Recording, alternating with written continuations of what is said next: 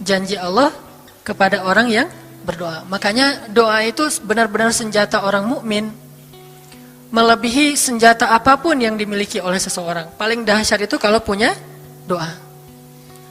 Jadi kalau orang yakin kepada Allah, maka dan keyakinan dia kepada Allah lebih besar daripada keyakinan dia kepada apapun, maka selama dia masih bisa berdoa kepada Allah, dia tenang.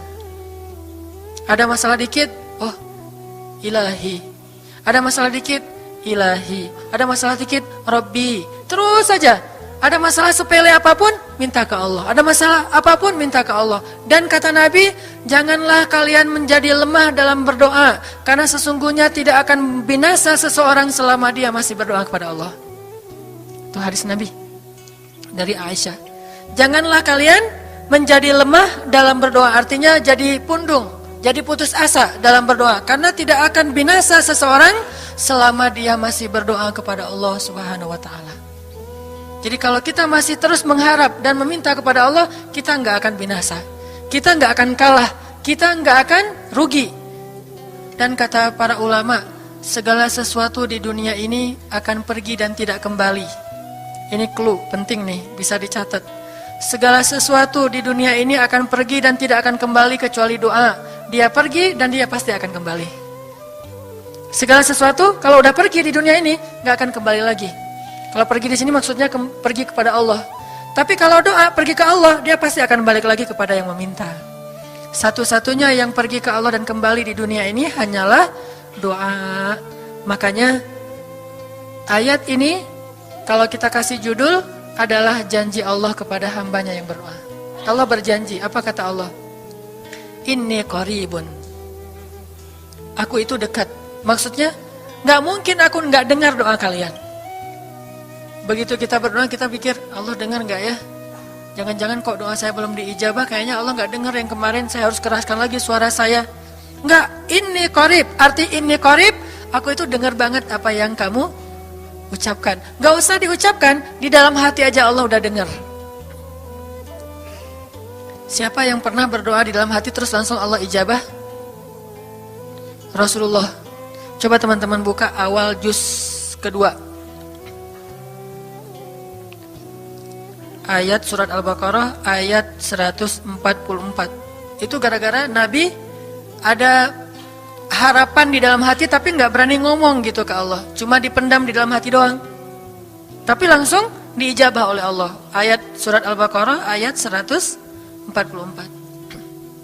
Allah berfirman, Qad nara taqalluba wajhika fis samaa فلنولينك قبلة ترضاها فول وجهك شطر المسجد الحرام وحيث ما كنتم فولوا وجوهكم شطره وإن الذين أوتوا الكتاب ليعلمون أنه الحق من ربهم وما الله بغافل عما يعملون. Jadi ceritanya orang Yahudi suka menghina kaum muslimin gara-gara orang Islam kalau sholat waktu itu masih menghadap ke Al-Aqsa, Palestina. Jadi kata orang Yahudi itu, lihat orang Islam mah fake, suka niru. Kita sholat menghadap Al-Aqsa, mereka sholat menghadap Al-Aqsa. Berarti agama mereka itu adalah agama yang meniru agama kita, nggak original. Sering diperolok-olok, setiap kaum muslimin sholat dihina sama mereka. Akhirnya Nabi ngerasa sedih. Wah, gimana ya caranya? Sehingga setiap sore Nabi berdiri di suatu bukit, kemudian lihat ke langit. Cuman nggak ngomong, gini aja ke langit. Membatin. Bayangin, pernah nggak teman-teman membatin ke Allah? Ini yang harus kita coba lakukan. Belajar membatin kepada Allah. Itu romantis banget. Jadi duduk sendiri. Allah, ngomong gitu dalam hati.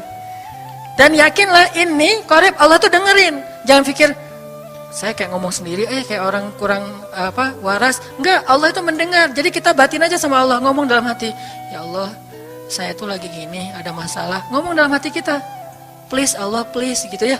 Nah, itu kalau kita membatin, inni qaribun wa asirru qaulakum aw ijharu bih innahu alimun bidzatis sudur. Jadi Nabi nggak enak mau ngomong, ya Allah, tolong dong pindahin kiblat dari Masjidil Aqsa ke Masjidil Haram. Soalnya daripada dikata-katain melulu sama orang Yahudi, mau ngomong kayak gitu tuh nggak enak sama Allah. Malu Rasul ke Allah.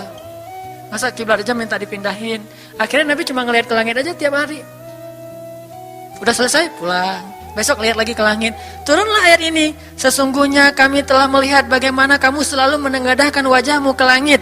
Maka kami palingkan kiblat ke arah yang kamu sukai. Coba lihat.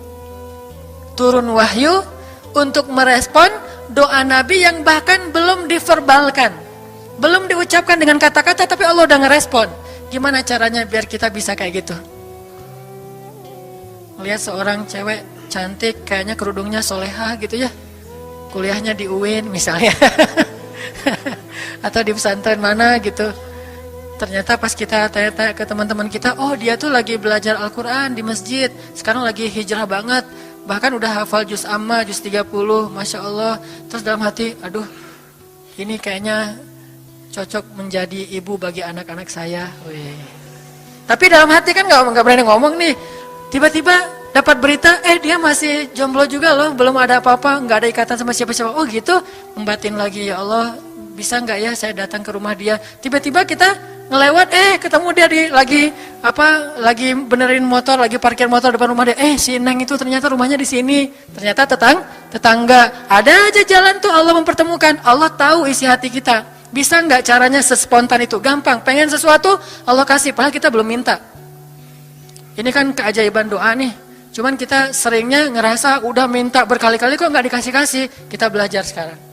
Rasul nggak usah minta pakai verbal, cuman membatin doang dalam hati, Allah udah ngasih. Pernah nggak teman-teman ngerasa kayak gitu? Ada kepengen sesuatu, tiba-tiba terwujud. Pernah kan? Tapi kepengennya yang baik-baik. Pengen misalnya, aduh, saya pengen banget umroh, cuman mau ngomong kayak gitu mah, saya mah orangnya kayaknya nggak mungkin bisa umroh kalau ngandalin harta. Orangnya nggak mampu, kerjanya juga pas-pasan, gimana mau umroh untuk makan aja susah. Tapi pengen banget dalam hati kita. Dan itu rindunya tuh rindu banget. Setiap kali ngelihat video atau tayangan di TV tentang umroh dan haji, menitikkan air mata. Saking kangennya ke Baitullah. Allah tahu itu dalam hati kita. Tiba-tiba ada jalan. Ada aja jalannya.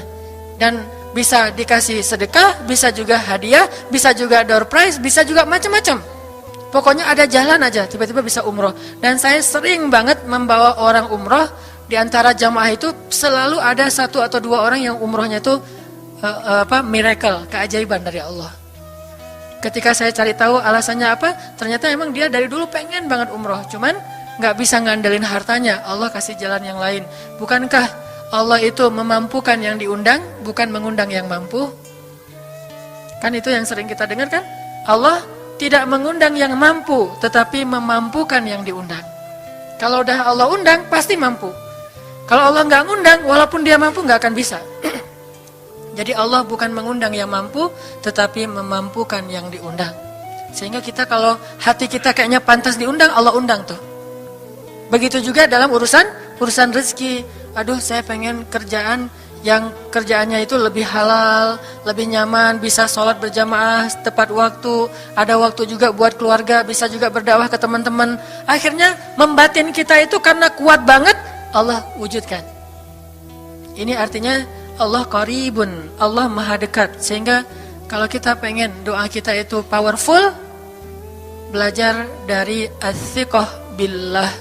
Tips pertama adalah as-siqah billah. Percaya deh sama Allah.